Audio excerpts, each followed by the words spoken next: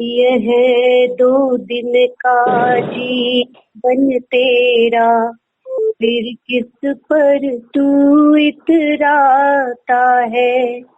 यह जीवन है चंद सांसों का, फिर क्यों तू फूला जाता है। माटी की तेरी यह काया है, नश्वर जग की यह माया है।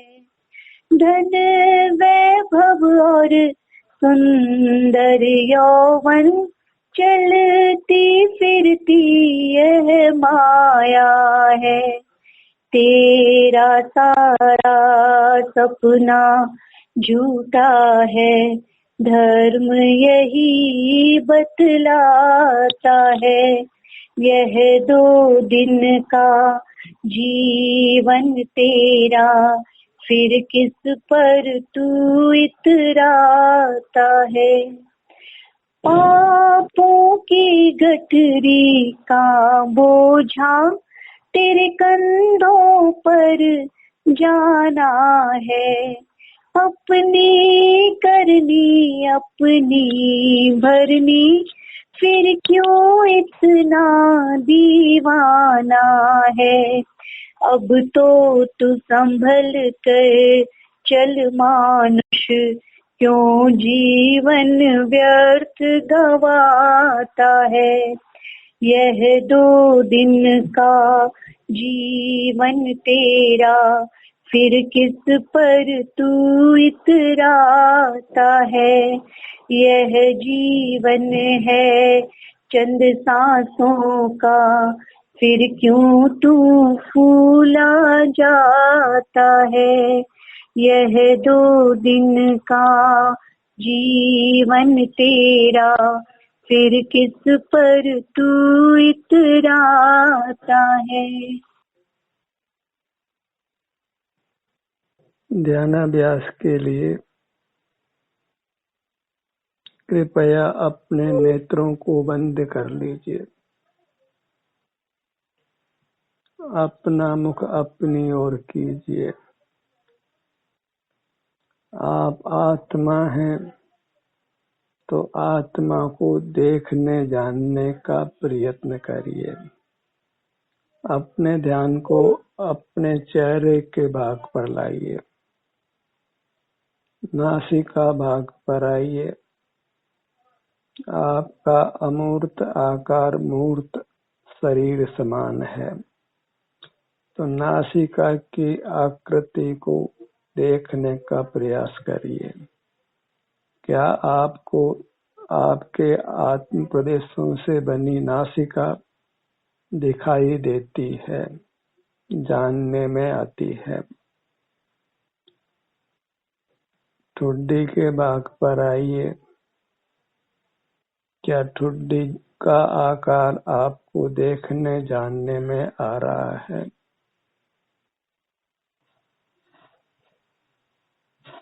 ललाट भाग पर आइए। क्या ललाट भाग का आकार कितना ऊपर नीचे है वह आपको दिखाई पड़ता है। क्या आपको अपने अमूर्त होठ दिखाई पड़ रहे हैं, जानने में आ रहे हैं। कानों के भाग में कैसा उभार है, क्या आकृति है, क्या आपको देखने जानने में आ रही है। कोई आपके मुखमंडल में नीला पीला हरा रंग दिखाई देता है। कोई दुर्गंध सुगंध देखने में आती है। कोई खट्टा मीठा रस मालूम पड़ता है। कोई हल्का भारी ठंडा गर्म मालूम पड़ता है। कोई आवाज मालूम पड़ती है। कोई शब्द लिखा मालूम पड़ता है। कोई अंक लिखा मालूम पड़ता है। क्या चेहरे का रूप आपको दिखाई पड़ रहा है, जानने में आ रहा है। आपको यहाँ केवल शांति अनुभव में आती है, आराम की स्थिति अनुभव में आती है। कदाचित किसी अंग में वेदना हो तो वह आपके अनुभव में आती है। तो आपका चेहरा आपको शारीरिक सुख दुख के अनुभव रूप ही भाषित होता है, अन्य प्रकार से देखने जानने में नहीं आता है, क्योंकि आप सुख स्वभावी हैं। आपका चेहरा भी सुख स्वभावी है। उस सुख की ही आराम वेदना रूप अवस्था होती है, उससे ही आपको अपना परिचय होता है, अपने आत्मा की उपलब्धि होती है। इसीलिए कहा है कि जीव स्वसंवेद्य है, स्वसंवेदन होता है। संवेदन सुख दुख का होता है। तो अपने चेहरे के भाग में जो भी सुख दुख है उसका आपको अनुभव होता है आराम वेदना के रूप में। यह स्वसंवेदन है और यही मोक्ष का मार्ग है। आपको अपना मुख अपने अमूर्त अंग उपांगों पर लाकर वहाँ जो भी आराम या वेदना की स्थिति है वही आपको अनुभव में आती है। इस अनुभव को स्वसंवेदन कहते हैं। अपने ही अमूर्त शरीर के सुख दुख अनुभव मोक्ष का मार्ग है। इससे ही हम सुखी होने वाले हैं, दुखों से मुक्त होने वाले हैं। इसी को चारित्र संज्ञा है, शील संज्ञा है, इसी को वीतरागता संज्ञा है। आपको अपने मुखमंडल में क्या कोई राग का परिणाम अनुभव में आ रहा है? क्या कोई द्वेष का परिणाम अनुभव में आ रहा है? कोई लोभ का परिणाम, कोई मान का परिणाम? केवल आराम वेदना की स्थिति का ही आपको अनुभव हो रहा है। अपना मुख अपनी ओर करने से हम आराम वेदना रूप से ही अनुभव में आते हैं। यही स्वसंवेदन है जो मोक्ष का मार्ग है। इतना निश्चय कर लीजिए। तो ये कोई आत्मा को देखना जानना वास्तव में नहीं है, ये आत्मा के सुख दुख की स्थिति का अनुभव है और ये अनुभव मोक्ष का मार्ग है। इसी अनुभव का शास्त्रीय नाम स्वसंवेदन है, अपने सुख दुख का अनुभव करना। और ये कार्य करना कठिन नहीं है। हम अपने शरीर के किसी भाग पर आकर वहाँ जो आराम या वेदना की स्थिति है उसका अनुभव कर सकते हैं। इससे आप मूर्त कर्मों से नहीं बंधते हैं और बद्ध मूर्त कर्मों से छूटते हैं। और इसी को निरंतर किया जाए तो आप आगम की आज्ञा अनुसार 2 घड़ी के भीतर भीतर अर्थात एक मुहूर्त के भीतर भीतर परमात्मा हो जाते हैं। अंतर मुहूर्त ही निरंतर आप अपने सन्मुख रहकर अपने किसी भाग की सुख दुख की अवस्था का संवेदन करें, अनुभव करें। वह ध्यानाग्नि है जिससे सारे कर्म दग्ध हो जाते हैं, आपके बंधन को छोड़ देते हैं। और इस दौरान आपको मूर्त पदार्थों का देखना जानना नहीं होता है, कोई विकल्प की उत्पत्ति भी नहीं होती है, कोई काय चेष्टा भी नहीं होती है, कोई विचार भी नहीं होता है, केवल स्वसंवेदन होता है। तो यह निष्कंप रहना, अपना ही अनुभव करना, रागादि परिणाम का नहीं होना, यह सब मोक्ष मार्ग का स्वरूप है। इतना ही आपको करना है जो सुगम है। एक छोटा बालक भी अपने शरीर में सुख दुख की स्थिति अनुभव कर बता सकता है। जो बच्चा बोलने लगता है, कदाचित उसके शरीर में वेदना हो, हम उससे पूछे कि तेरे किस भाग में वेदना है, तो वह बता देता है। अब वेदना कैसी है, ठीक हो गई है, नहीं ठीक हो गई है, इस प्रकार उसको स्व संवेदन होता है। इसी स्व संवेदन को वह जीव निरंतर करे। एक 8 साल का बालक भी यदि निरंतर अनुभव करे, एक मुहूर्त के भीतर परमात्मा हो सकता है। कोई विद्यालय की पढ़ाई नहीं है, कोई क्रियाकांड भी नहीं है। आपका आप अनुभव करके जीव परमात्मा हो सकता है। ये परमात्मा होने की विधि है।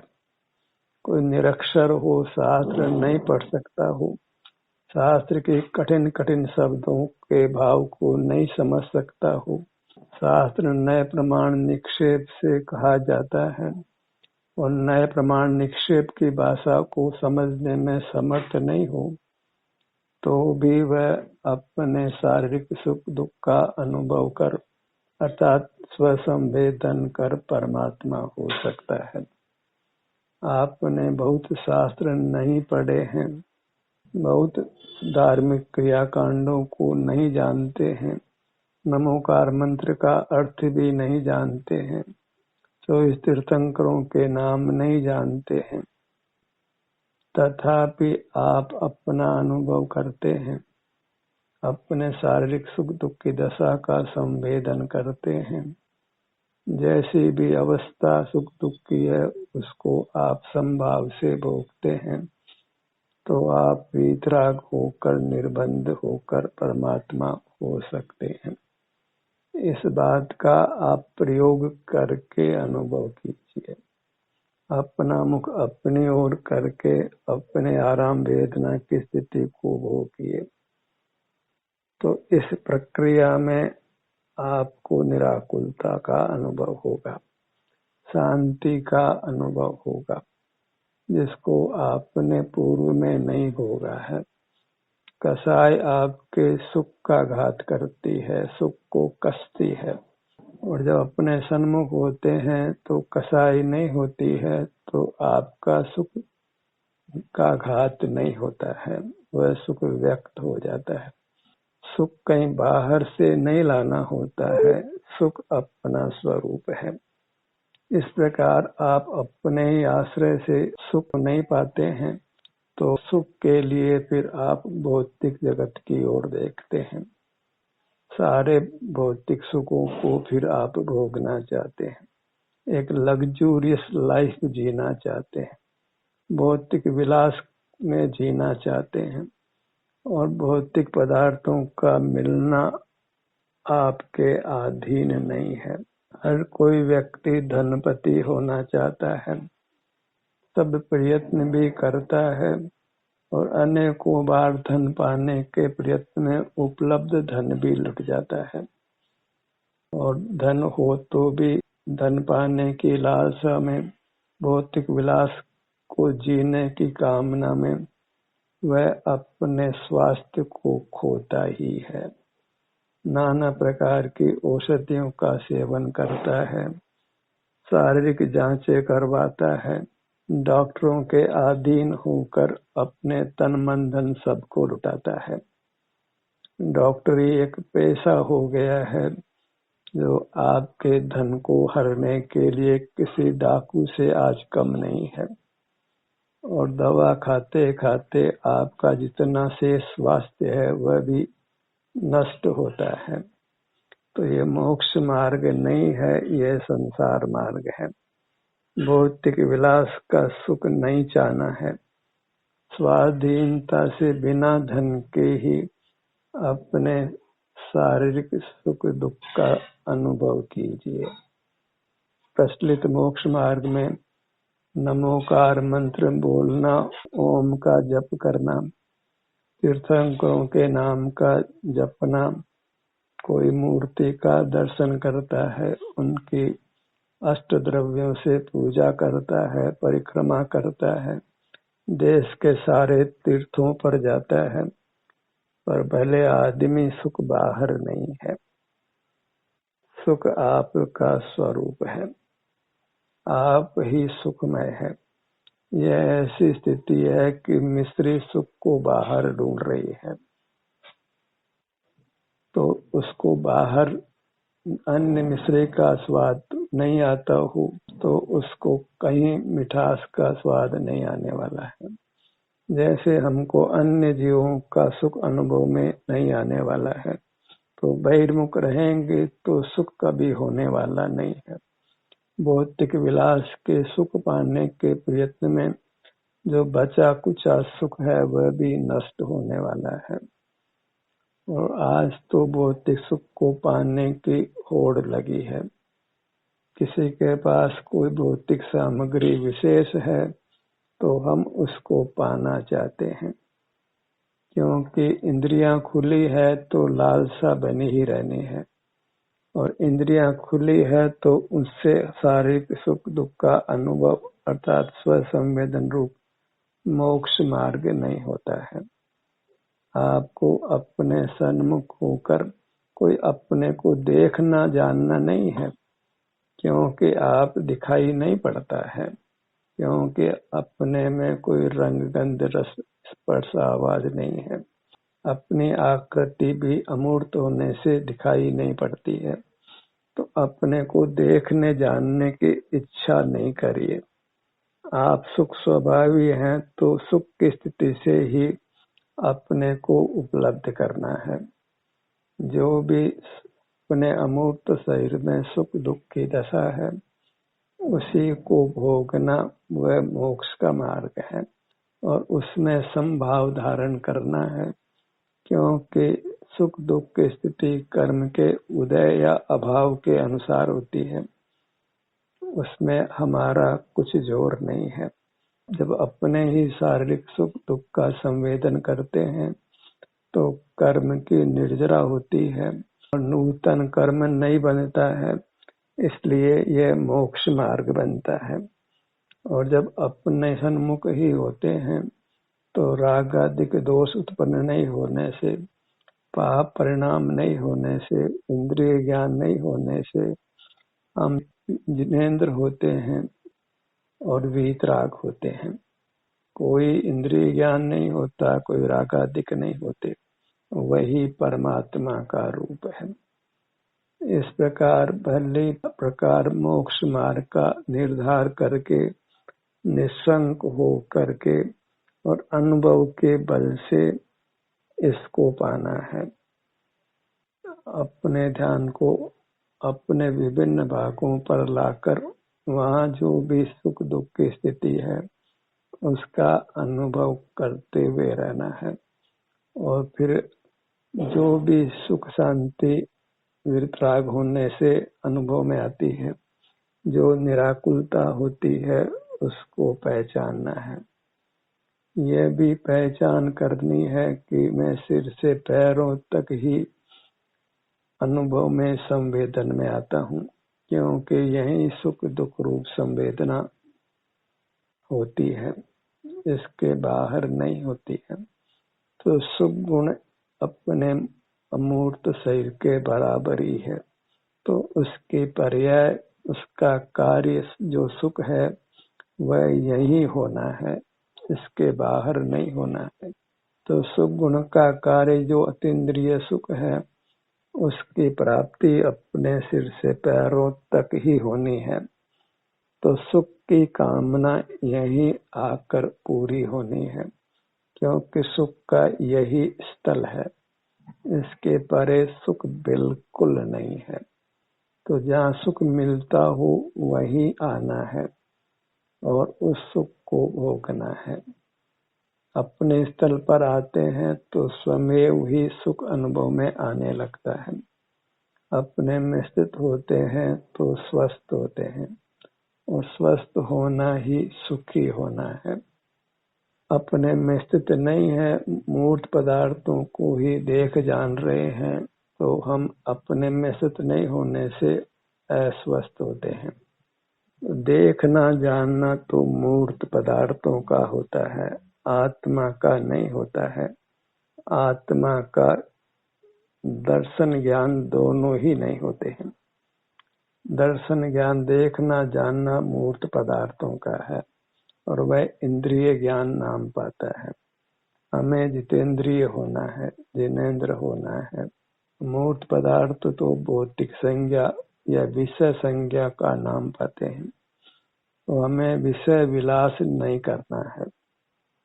हमें निराकुलता पानी है जो अपने आश्रय से होती है। तो हमें बस अपना मुख अपनी ओर करने का ही सतत प्रयत्न करके जिनेंद्र होना है, वीतराग होना है, सुखी होना है, परमात्मा होना है। फिर अपने ध्यान को नेत्र बंद कर अपने सिर से पैरों तक यही विचरण कराइए और देखिए तो जिस मोक्ष को हमने अनंत काल पूरा हुआ नहीं पाया है, उसको इस विधि से हमने पा लेना है। परमात्मा की पूजा करना अलग बात है और स्वयं परमात्मा हो जाना अलग बात है। आप निरंतर परमात्मा की पूजा ही करें, उनके नाम का ही स्मरण करें, नमोकार मंत्र ही निरंतर जपें, भक्तामर स्तोत्र से परमात्मा की स्तुति करें या स्वयं ही अपने सन्मुख होकर जिनेंद्र हो जाना है, वीतराग हो जाना है, परमात्मा हो जाना है। भेड़ चाल जीना है कि सिंह वृत्ति से जीना है, यह निर्णय तो हमको ही करना है। अपना अनुभव करके हमको जिनेंद्र होना है, वीतराग होना है, निराकुल होना है, कसाय भाव पाप भावों से मुक्त होना है, अतीन्द्रिय आनंद को भोगना है। तो अंतर में ही विचरण करिए, यही तीर्थ यात्रा है, आत्म दर्शन नाम पाता है। आत्म दर्शन तो फिर भी शास्त्रीय नाम है, वास्तविक नाम तो आत्म संवेदन है।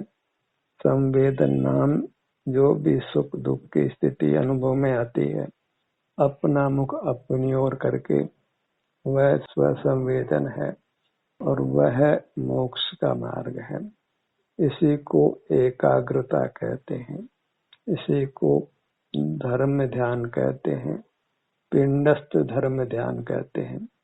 पिंड नाम शरीर का है, अपने शरीर में स्थित होना वही धर्म ध्यान है और इसी से मोह कर्म का क्षय होकर आपका निर्वाण होता है, पुनर्जन्म नहीं होता है। फिर अनंत काल आप परमात्मा होकर रहते हैं। अपने ध्यान को अपने धड़ भाग पर लाइए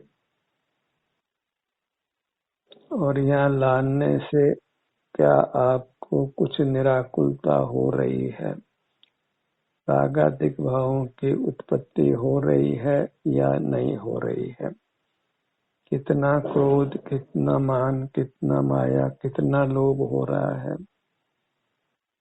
कितना हिंसा का, झूठ का, चोरी का, अब्रह्म का, परिग्रह का भाव होता है और वो नाना कषायों के भेद हैं।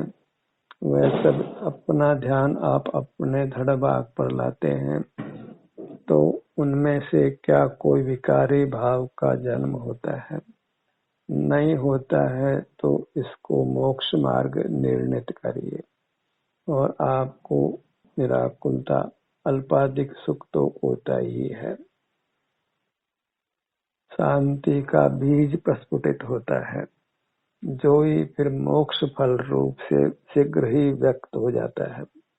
अपने ध्यान को अपने दोनों हथेलियों पर लाइए, कर कमल का संवेदन करिए। हथेली के भाग में कुछ विशिष्ट संवेदना मिलती है, इसलिए हथेली के सन्मुख होकर उस संवेदना को भोगिए। पगतलियों के भाग पर आइए, यहाँ भी कुछ विशिष्ट संवेदना होती है। स्पर्शन इंद्रिय का हथेली के भाग में, पगतलियों के भाग में और होठों के भाग में विशेष संवेदन होता है। तो इन भागों पर आकर उपलब्ध स्पर्श संवेदना का बारंबार अनुभव करिए। होठों के भाग पर आइए,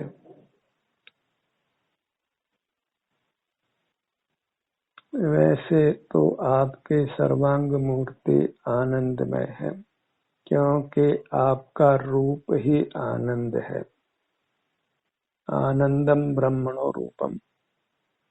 और जो ब्रह्म प्राप्त मूर्त शरीर के आकार उपलब्ध होता है, और यही हमको आराम वेदना की स्थिति का स्पष्ट संवेदन होता है।